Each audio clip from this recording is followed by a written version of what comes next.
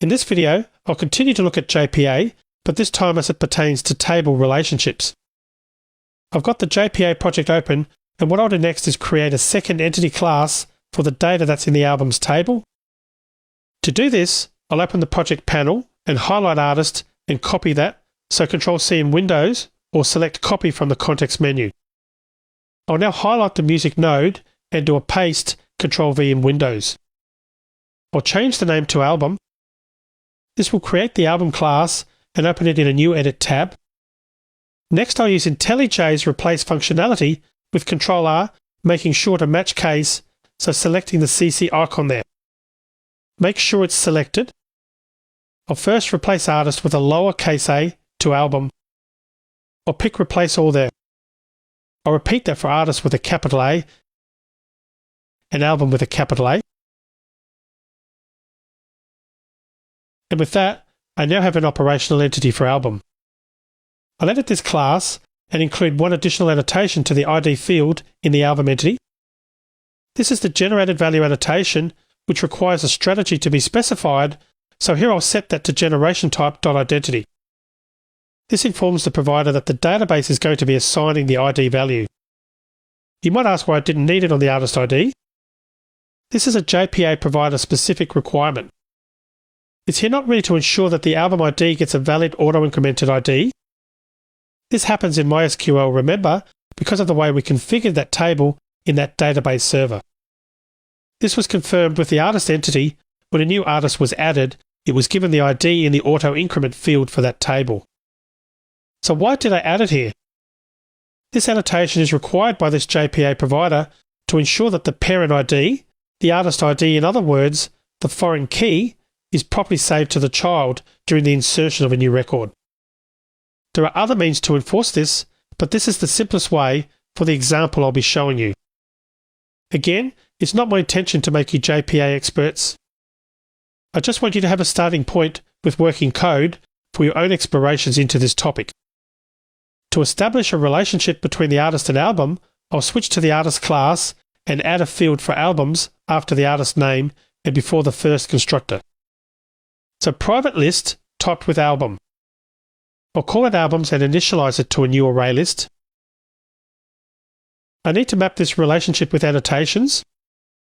First, I need a relationship description, and in this case, this will be one-to-many. Next, I need the join column, which is artist ID.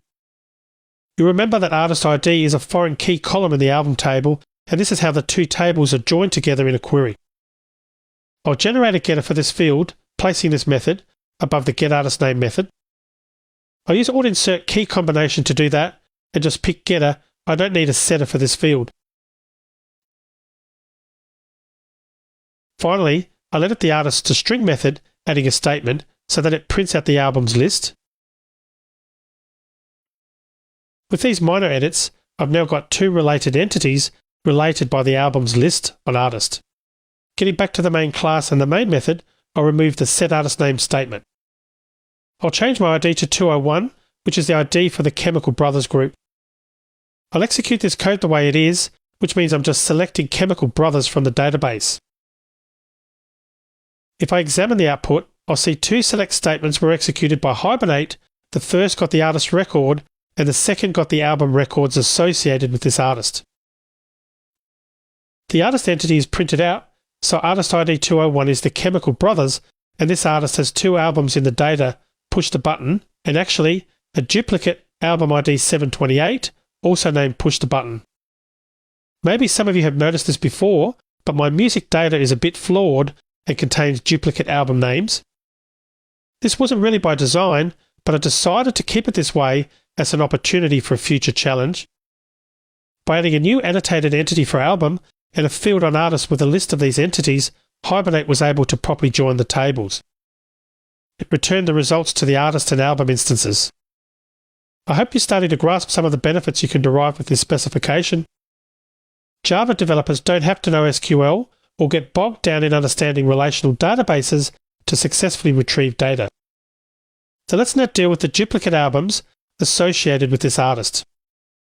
I'll add a method to the artist entity to remove duplicate albums if they have the same name. To do this, I first want the album entity to implement comparable. I'll add this to the declaration, typing the comparable interface with the album entity. This won't compile, so I'll hover over the error, and I'll select implement methods there.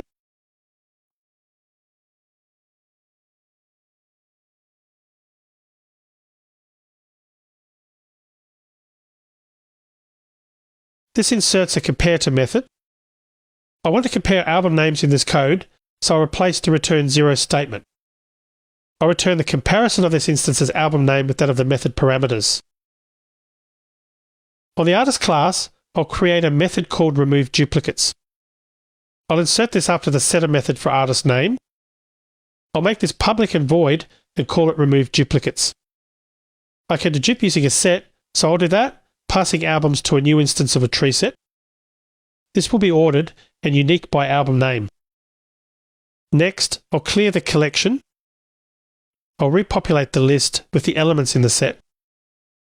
Before I attempt to run this, I'll go back to MySQL Workbench and query these records in the albums table.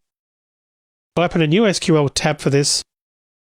I want to select the albums using the album IDs I saw in my output, so album ID 289 and 728. If I execute this, I'll see I have two records returned. Both have the artist ID equals 201, as you'd expect.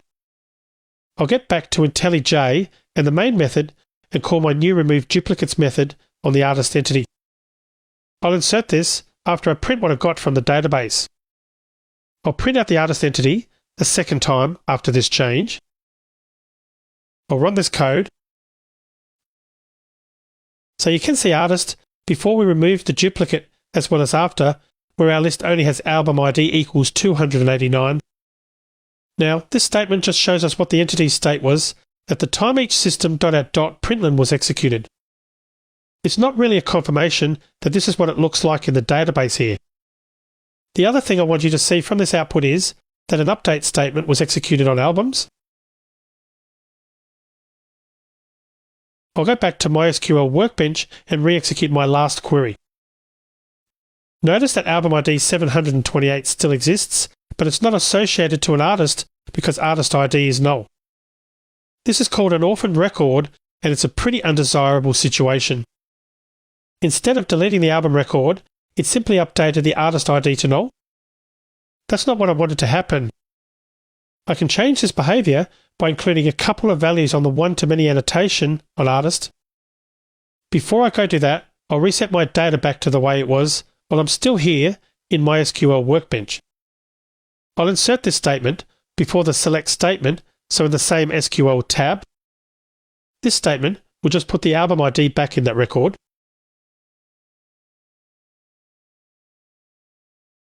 I can run this individually or run both scripts as a unit.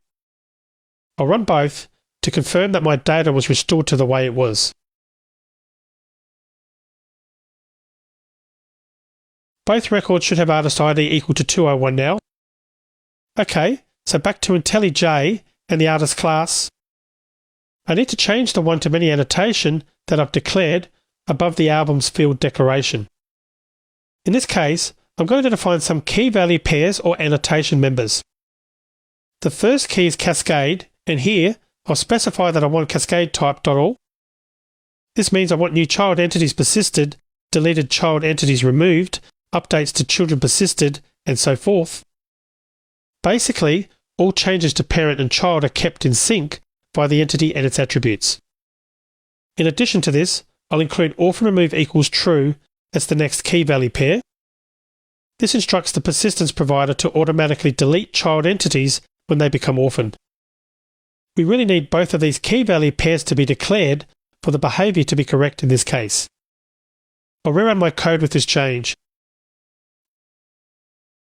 Notice that in addition to the update statement that's shown, there's an additional delete statement there, so delete from albums.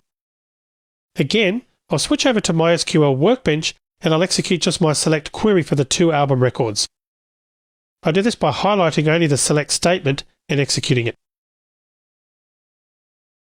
You can see we're having an easy-to-use user interface like MySQL Workbench to verify your work on the database side is extremely helpful. This time, the duplicate album was actually removed from the albums table. So that's pretty handy. I've created two related entities, and now I can remove albums from the database by simply removing albums from the artist instances list. Let's now add a new album. So I'll get back to the artist entity and I'll add an addAlbum method on the artist entity class. I'll put this after the setter for artist name and before the remove duplicates method. I'll make it public and void, and it'll have one parameter, the album name, and it'll simply add a new album instance using the album name in the constructor, adding that to the albums list field. Getting back to the main class's main method, I'll change the ID of the artist I'm retrieving back to 202, the Muddy Waters ID. I'll remove the code that removes duplicates. Instead, I'll call that album and pass it the string literal, the best of Muddy Waters. I'll rerun the code. Here, you can see from the output that Muddy Waters had no album data, as you'd expect when we got it from the database. But you can see an insert statement into albums, which is a good sign. That's followed by an update to the album's record, which is setting the parent ID, or artist ID. I'll go back to MySQL Workbench and execute a new select statement. Select star from music.albums, where artist ID equals 202. I'll execute that select statement, and I'll see the new album there for artist ID 202. Your album ID may be different than the way you see here, but you should see a positive ID in there and not a 0 or null. So again, this demonstrates how I can manipulate the state of a couple of Java objects, and the changes get propagated to the database layer with no additional code except a transactional commit. This is why JPA is such a popular framework. Java developers get to do what they are probably best at, which is focusing on object-oriented techniques without having to become experts in relational databases. With a bit of initial configuration and the use of a few annotations, you can have a fully functioning database application without writing a single SQL statement. In the next video, we'll query the database using JPA functionality.